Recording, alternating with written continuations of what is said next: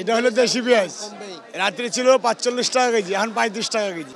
আমদানি একটু গাড়িতে দেরিতে আসছে এবং আমদানি একটু বেশি ছিল, এই কারণেই বাজার কমে গেছে। পাতাকপির দাম, ফুলকপির দাম আগের থেকে অনেক কমছে, আর সাইজও আকারে অনেক বড় হয়েছে।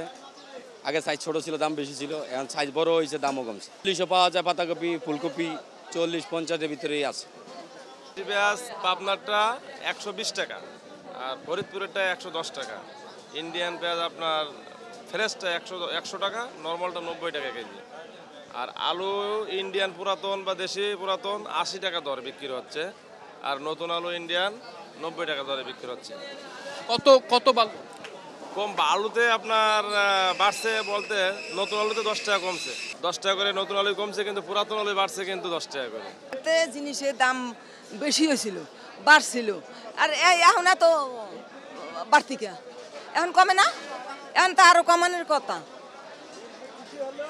অনেক দাম, ১ মুঠা শাক এখন ১৫ টাকা, আর তখন খাইছি ১০ টাকায়। এখন সব দাম বাড়াই দিয়েছেন। হাসিনার তো বাংলাদেশ তো খেতাইছেন একেবারে। হ্যাঁ, এখন দাম কমান না, সব জিনিসের দাম। ১ কেজি চাল কিনতাম কত দিয়া, আর এখন কত হয়েছে কোন? তো কষ্ট হয় না আমাদের? আমরা গরিব মানুষ, আমরা তো বয়স হয়েছে, কেউ কামে নিতে চায় না। আমরা তো টুকটাক কিনে এগুলো দিয়ে চলি।